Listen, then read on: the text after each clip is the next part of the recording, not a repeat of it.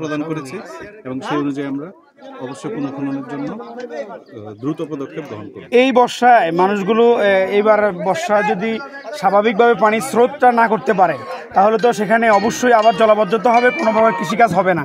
সাময়িকভাবে আমরা যে ডিসি মহোদয়ের কাছে অনুরোধ জানিয়েছি যে কমপক্ষে 3 কিলোমিটার এই যে চরপোড়াগাছার এই এলাকার মাথা যে বুলা নদীর মাথায় এখানে অল্প কিছু বেকু দিয়ে হোক, ভ্রাম্যমান বেকু দিয়ে হোক একটু পানির যাওয়ার ব্যবস্থা করা। এই জায়গাটা আপনার কি করবেন আপাততের জন্য? আপাতত যে 3 কিলোমিটার জায়গা আছে সেটা আমরা খুব দ্রুত সার্ভে করব। সার্ভে করে যে পরিমাণ মাটির ভলিউম আসে তা রিমুভ করতে যে মালামাল বা যে ইকুইপমেন্ট লাগে সেটা আমরা দ্রুত মোবিলাইজ করে কাজ করার চেষ্টা করব। ধন্যবাদ, শুক্রিয়া। এখন আপনাদের সম্মুখে একটু কথা বলবেন আমাদের রামগতি উপজেলার নির্বাহী কর্মকর্তা মহোদয়। ইনি আমাদের কষ্ট করে এবং আমাদের অফিসার ইনচার্জ দুজনই আলহামদুলিল্লাহ এখানে উপস্থিত হয়েছেন এবং এসিলেন্ট মহোদয় আসছেন।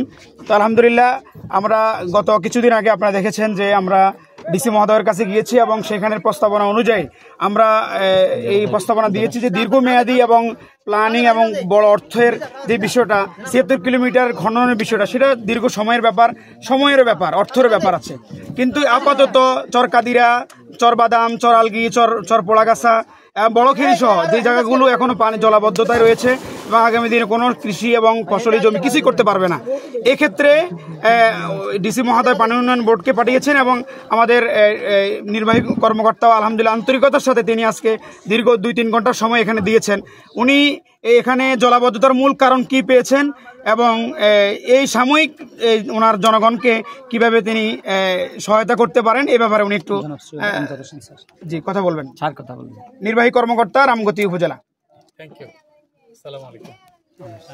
আপনারা আমাদের সাথেই ছিলেন। আমরা সকাল থেকে আমাদের উপজেলা প্রশাসন, বাংলাদেশ পুলিশ, বাংলাদেশ সেনাবাহিনী এবং আমাদের পানি উন্নয়ন বোর্ড, আমাদের ভূমি অফিসের আমাদের সরকারি কর্মকর্তা মহোদয় সহ আমরা আজকে সকালেই বেরিয়েছি। আপনারা জানেন যে বড়খেরিতে আমাদের পার্শ্ববর্তী বড়খেরি ইউনিয়নে একটি ভাঙা রাস্তা এবং বাঁধ আমরা সেটি আগে ভিজিট করেছি এবং আমাদের পানি উন্নয়ন বোর্ড এবং সড়ক বিভাগ, রোডস অ্যান্ড হাইওয়ে যেটি, আমরা সকল বিভাগের প্রকৌশলীরা এসেছেন, আমাদের এলজিডির প্রকৌশলীরাও আছে।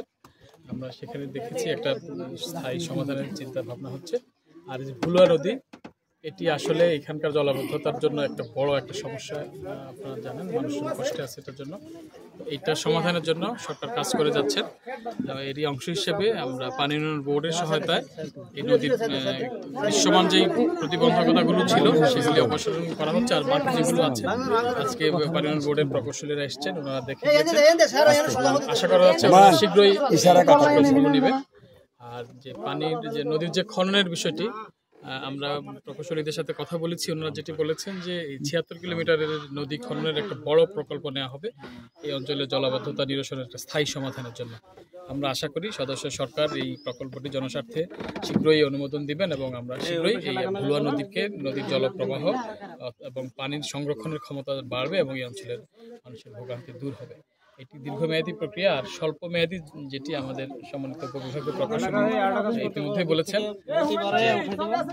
যে অংশে পানির প্রবাহের যে প্রতিবন্ধকতাগুলো আছে এগুলো অপসারণের জন্য ওনারা ব্যবস্থা নেবেন। যে 3 কিলোমিটার আমরা এখন দেখলাম এখানকার এনক্রোচমেন্টগুলো আছে বা দখলগুলো আছে, এইগুলো চিহ্নিত করে এগুলি অপসারণের জন্য ওরা উদ্যোগ নেবেন এবং উপজেলা প্রশাসন এবং উপজেলা ভূমি অফিস সহ আমরা উপজেলা পর্যায়ে যারা আছি, বাংলাদেশ পুলিশ, বাংলাদেশ সেনাবাহিনী, আমাদের স্থানীয় সরকার প্রকৌশল অধিদপ্তর এলজিডি এবং স্থানীয় জনগণ, বিশেষ করে ইউনিয়ন পরিষদ সহ আমরা সবাই সমন্বিতভাবে আমরা পানি উন্নয়ন বোর্ডের এই কাজে সম্পৃক্ত থাকবো এবং সবাই মিলে আমরা এই সমস্যাটা সমাধানের জন্য একযোগে কাজ করবো।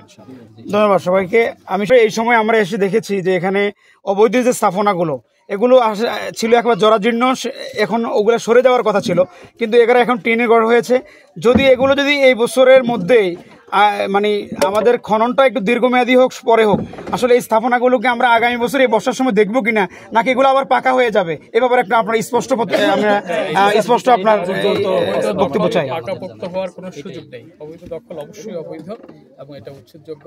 একটু আগে আমাদের বিভাগীয় প্রকৌশলী মহোদয় যেটি বলেছেন উনি সঠিকভাবে বলেছেন, এটি চিহ্নিতকরণের প্রক্রিয়া চলছে এবং আপনারা জানেন যে ইতিমধ্যেই পানি উন্নয়ন বোর্ডের 4টি পয়েন্টে উচ্ছেদের নথি প্রস্তুত হয়েছে এবং উচ্ছেদের জন্য নথি প্রস্তুত হওয়ার পরে যে ধাপটি ম্যাজিস্ট্রেট নিয়োগ থেকে শুরু করে সবগুলো কাজ চলমান রয়েছে।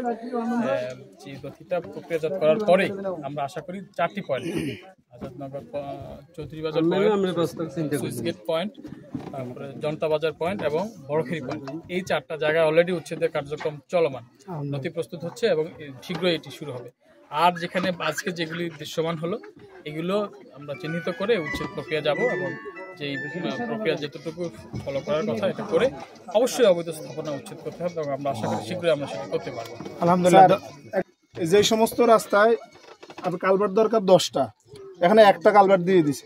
এখন ধরুন এত করে এই যে পানি হচ্ছে একটা না এক সপ্তাহ পানি হয়েছে, এখন একটা কালভার্ট দিয়ে পানি কিভাবে যাবে? এখন রাস্তার উপর দিয়ে পানি গড়াচ্ছে, 1 নাম্বার। 2 নাম্বার হলো স্যার যে সমস্ত বাড়িগুলো রাস্তার পাশে করছে, আমাদের এদিকে হলো খাল বিদ্যুৎ অঞ্চল, খালগুলো সব ওই বাড়িগুলো নতুন বাড়িগুলো সব বন্ধ করে ফেলছে। শুধু এটা না, তারা ছোট্ট একটা পাইপ দিয়েছে, ছোট্ট একটা পাইপ দিয়ে এখানে এই পাইপ দিয়ে তারপর জালও বসাইছে তারা নিজেরাই। আমাদের নিজেদের এরিয়া আমরা মাছ ধরবো, তোমার কি? এখন আমরা যারা সমাজ প্রতিনিধি, আমরা স্যার লেট মি ফিনিশ, সমাজ প্রতিনিধি যারা আছে বা রিপ্রেজেন্টেটিভ যারা আছে এলাকার, তারা গেলে তাদেরকে কোনো ফাত্তা দেয় না, তোয়াক্কা করে না। আজকে আমরা সকালবেলায় আর হাফিজুল্লাহ ভাই সহ আমরা গেলাম 6 নম্বর ওয়ার্ডে, সেখানে একজন মুরব্বী খুব রাফ আচরণ করছে, অথচ ওনার বাড়িটা সম্পূর্ণ অবৈধ জায়গা। ওই বাড়িটার কারণে পুরো পানির পথ বন্ধ। এখন স্যার রাস্তার দুই পাশে প্রচুর বাড়ি, এই যে যারা কোনো ধরনের পানি যাতায়াতের ব্যবস্থা করে না স্যার, এগুলো ইমিডিয়েটলি আগে ব্যবস্থা করতে হবে। আর কালভার্টের ব্যবস্থা করতে হবে প্রচুর। শুকনো মৌসুমে আসলে আমরা ভুলে যাই, আমাদেরও আবার জনগণের একটা সমস্যা, কিন্তু এই কাজগুলো স্যার শুকনো মৌসুমে করা উচিত।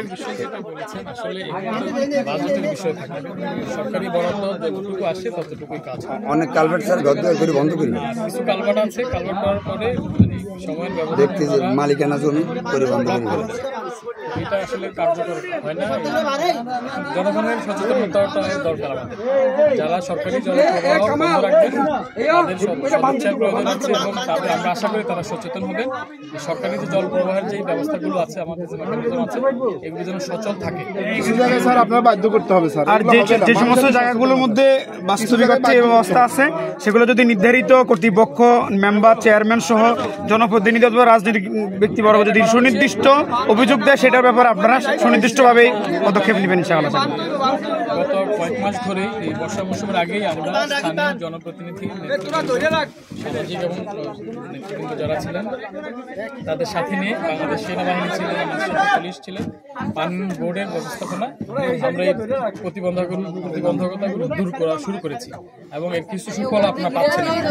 আমরা আশা করি পুরো প্রক্রিয়া যখন শেষ হবে তখন পুরো সুফল আপনারা পাবেন এবং আমরা এই অঞ্চলের জলাবদ্ধতাকে অনেকখানি কমিয়ে আনতে পারব। ধন্যবাদ, শুকরিয়া, জাযাকাল্লাহ।